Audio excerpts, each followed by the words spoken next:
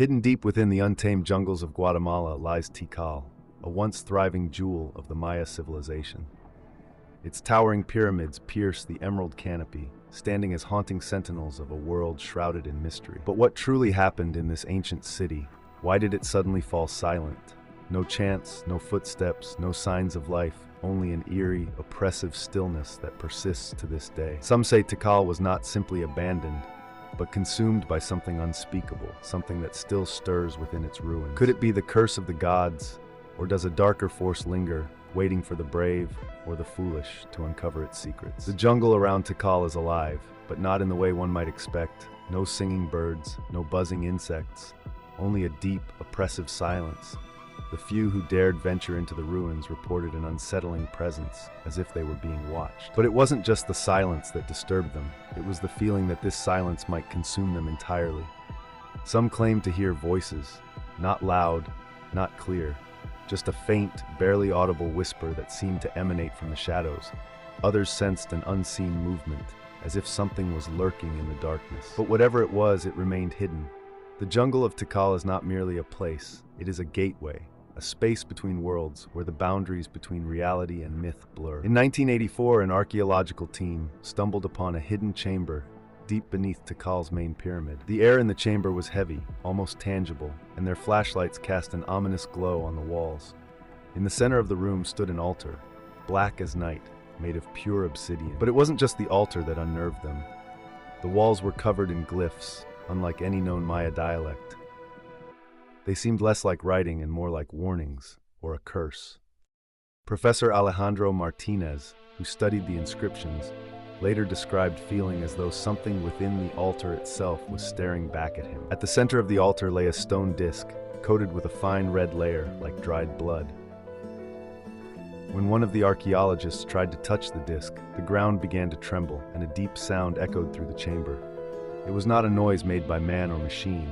It sounded as if the city itself was speaking. The discovery of the black altar was not without consequence. Shortly after the find, the team members began to experience strange phenomena. At first, it was just shadows moving at the edges of their vision. Then came the whispering, soft, almost inaudible, yet persistent.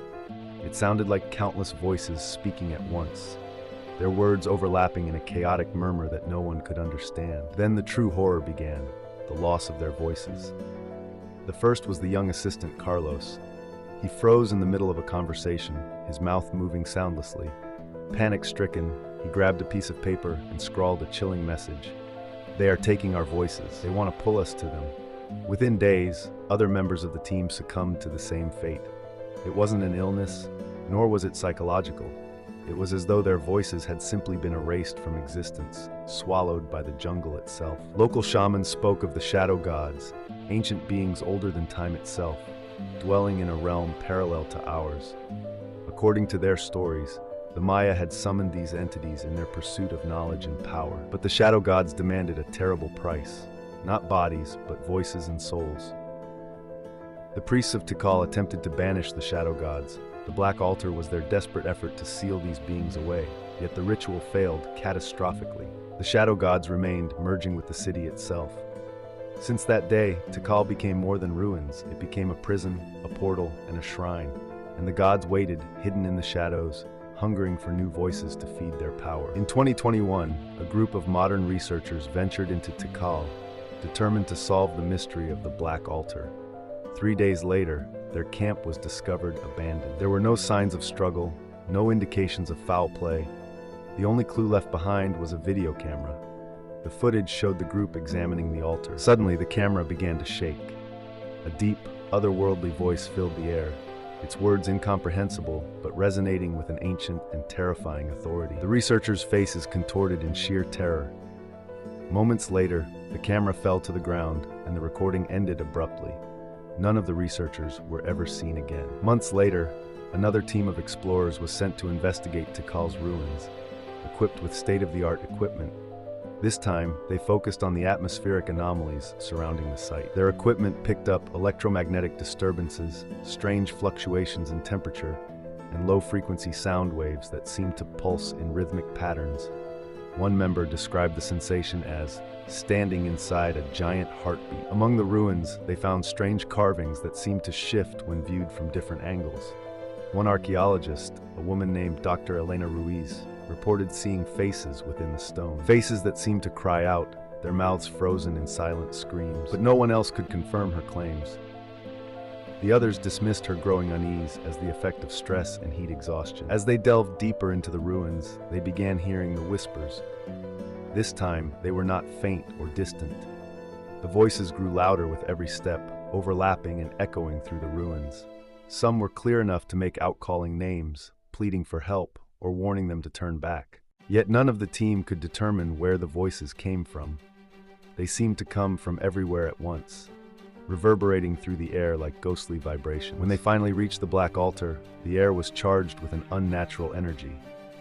The ground beneath them seemed to hum, vibrating faintly under their boots. The altar itself appeared different. Cracks had formed across its surface, glowing faintly with a crimson light. As they approached, the light intensified, pulsating in sync with the rhythmic hum. Dr. Ruiz stepped forward, despite the protests of her team. Her expression was unreadable, her eyes fixed on the altar as if it held some magnetic pull. "They're waiting," she whispered. "They've been waiting for centuries." Before anyone could stop her, she placed her hand on the altar. A deafening roar filled the chamber, and the crimson light engulfed the room. The last thing the team saw before the light blinded them was Dr. Ruiz's face, her mouth open in a silent scream as her voice was stripped from her.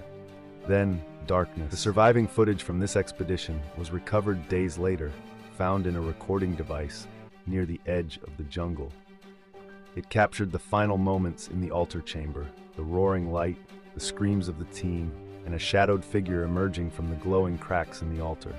The video cut off abruptly, leaving more questions than answers. Years after these events, scientists hypothesized that Tikal was not simply a city, but a focal point for some unknown energy, an ancient power source capable of manipulating space and time. Still, the shadow gods remained an unsolved enigma, their whispers continuing to haunt the ruins. Today, Tikal stands untouched by modern hands, surrounded by fear and myth. It is a place of secrets too vast and dangerous for humanity to comprehend, and the silence that fills it. That is not the absence of sound, it is a hunger waiting for its next offering.